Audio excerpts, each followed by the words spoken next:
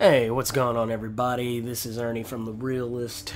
I know it's been a while, but I decided I would, since I'm finally feeling better, I'm going to go ahead and get you guys caught back up with the Realist Kratos Unchained Let's Play for God of War Ascension. So, it basically kind of get you guys caught back up.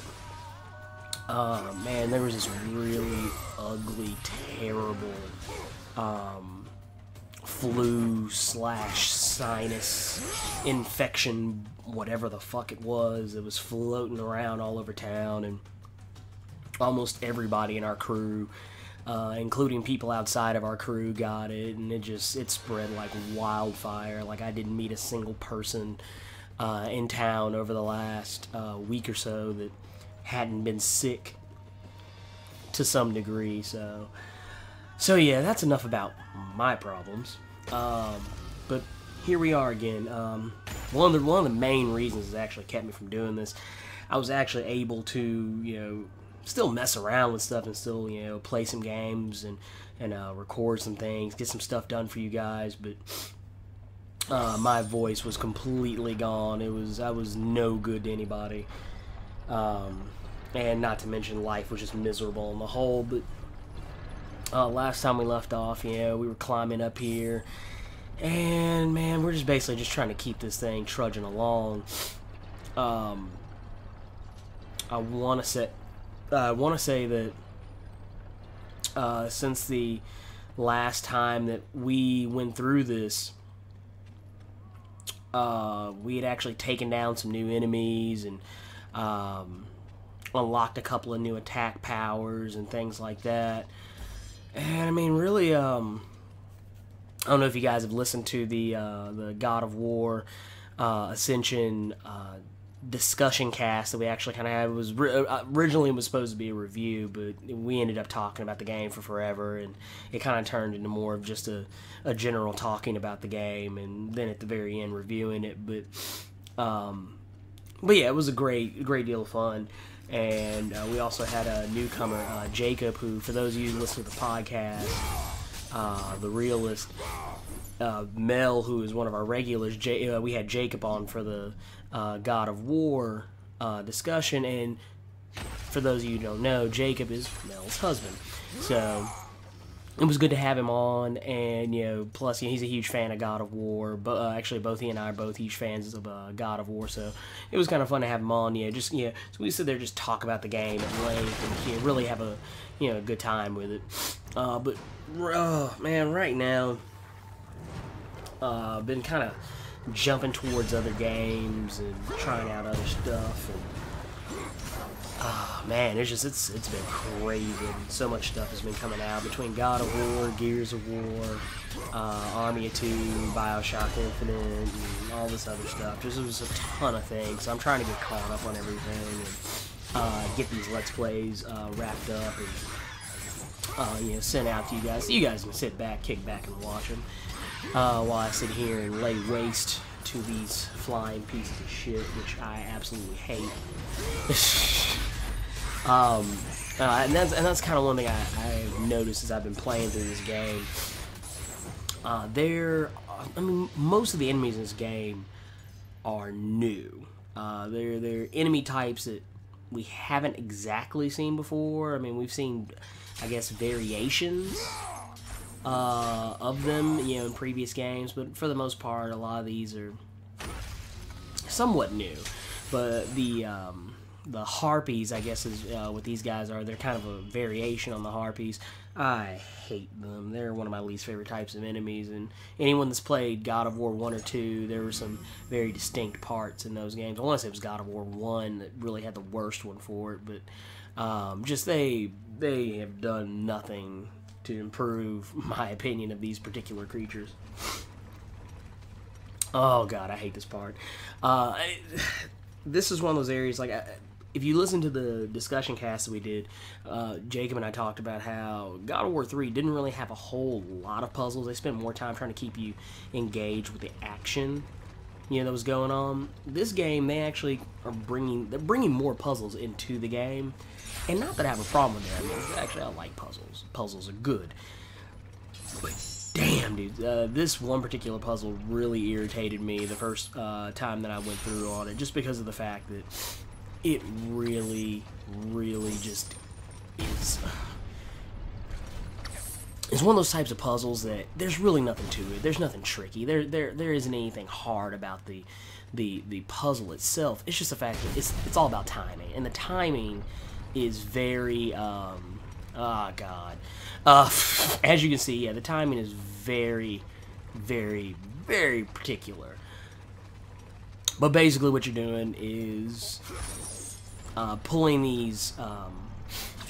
You're pulling these cranks and basically making it where you're setting up a barrier. And as you notice, whenever that giant rolling pin hits one of those blocks, it resets them. So no matter how much time you would have had to actually, you know, make it, it wouldn't matter because the pin's going to reset it anyway. So you have to try and set up. You're basically setting like a buffer. But now that that's out of the way. So, yeah, like I said, and this is one of the, it's really one of the only puzzles that actually irritates me. I mean, the puzzles in this game aren't particularly difficult. There's only one particular area of the game that I thought was absolutely ridiculous. Almost every God of War game has an area like this.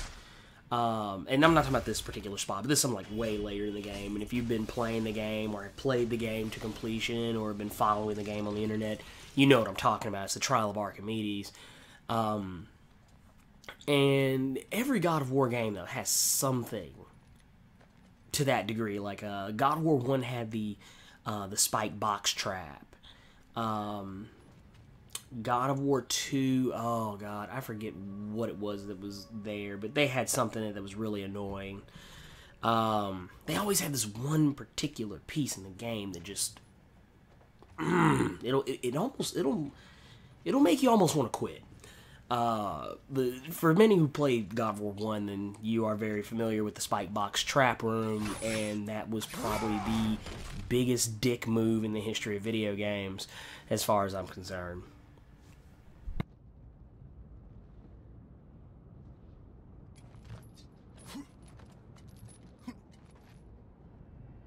Climbing up here, and I'm gonna say, yeah, we're getting the Gorgon.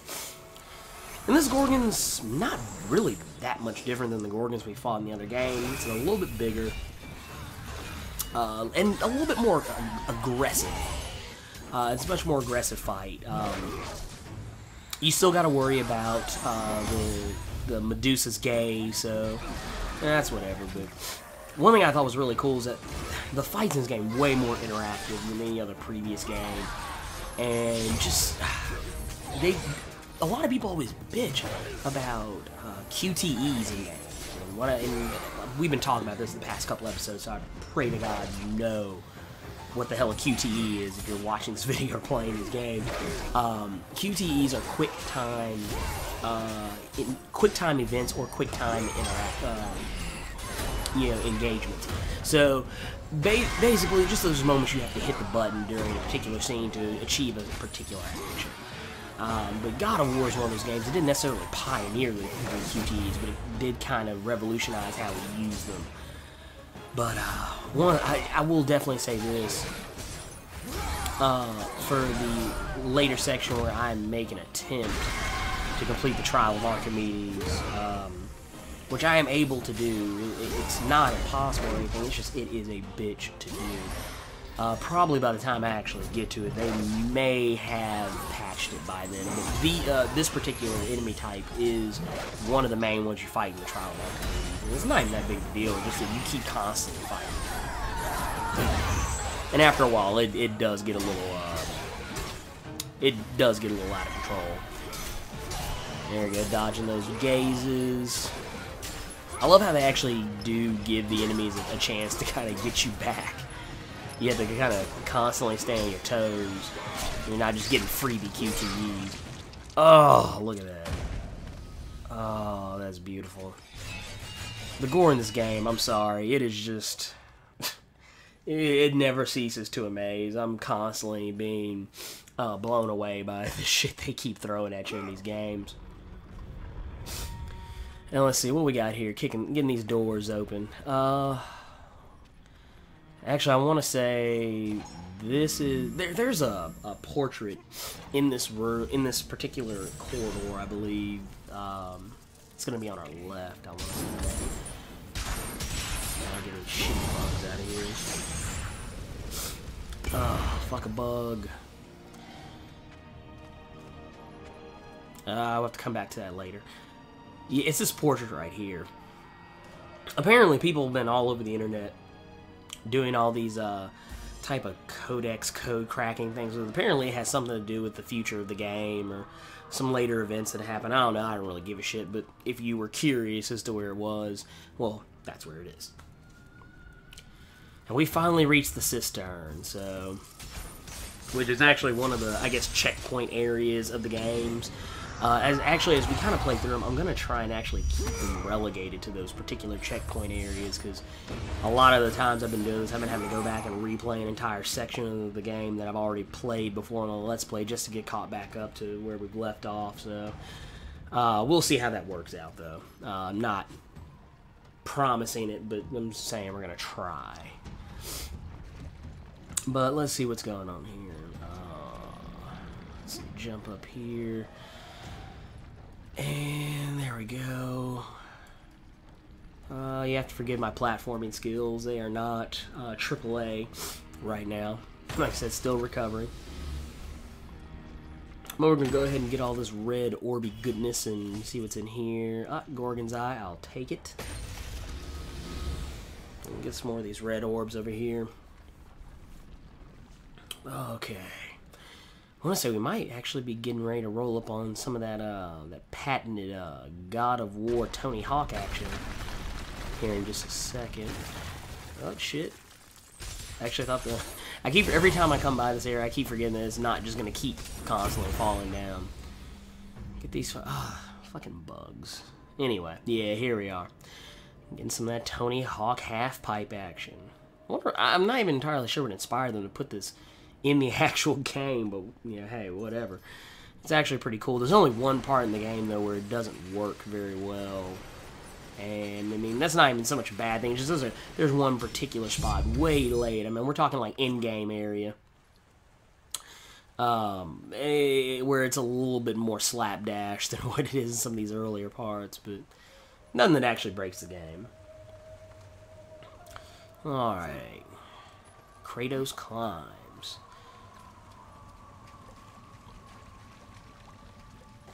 And I want to say we're actually getting ready to roll up on the acquisition of a new power. I think we're actually getting ready to get take the ice of Poseidon. The Poseidon power. Yup.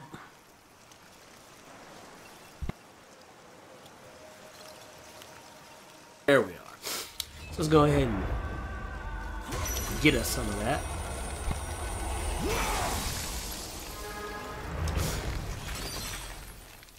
Alright, getting that ice on there.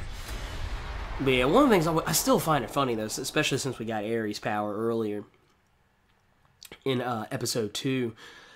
I really find it funny that, you know, you're getting the powers of these gods. You know, you're basically knowing, if you play God of War 3, knowing what you know, realizing what you're going to be doing in God of War 3. I just find it really funny that you're relying. This particular game, which takes place far and ahead of any of the previous games, PlayStation 2, PS3, PSP, or whatever. This being the earliest entry in the saga, what you're relying on these powers so heavily, and what you have to do just kind of makes it really ironic, even more ironic than what it would have been originally. But I mean, especially considering how. Oh man, just yeah. One of these days I'll get around to it. Maybe I'll hook up a God of War 3 Let's Play. But yeah, I mean, Kratos' plans for Olympus just make this fun to me. And one thing I do have to say too, of the enemies in this particular game, I'm actually not fond of these guys either, just because, I don't know, for some reason, their attack patterns are just kind of on a constant level. They just keep throwing and throwing at you. And they usually throw these guys at you in like bulk, which I mean, it's not uncommon for a God of War game. Yeah, I don't know. They're not. I mean, like I said, there's some enemies that you come across at later points. They're a little bit worse, but I don't know. I'm just not particularly fond of these guys. I will definitely say, yeah, there are some other enemies that come up later that I'm even less fond of. There we go. Put something on. Yeah, get that head off there. Alright. God, man, these guys just keep coming. Ugh, please, please. Calm yourselves. There you go. I think we're actually coming to the close of these guys. Oh, come on. There we go. Juggle that bitch. Yeah, got that rage up. Put it on him. Yeah, fling that motherfucker. And let's go ahead and wrap this shit up. There he is. Put him out of his misery. And done. Okay, so we're actually gonna go ahead and call it right here. This is a pretty good stopping point, but yeah, guys, man, go ahead, comment, like, and subscribe. Let me know what you guys think. Tickle that subscribe button for me, and that way you guys can get caught up and kept up to speed with everything that's coming up. Stick around, because Part 4 will be coming shortly, and if you haven't done so already, please go back and check out Part 1 and 2. So, hey, this is your Realist for Hire, Ernie, signing out.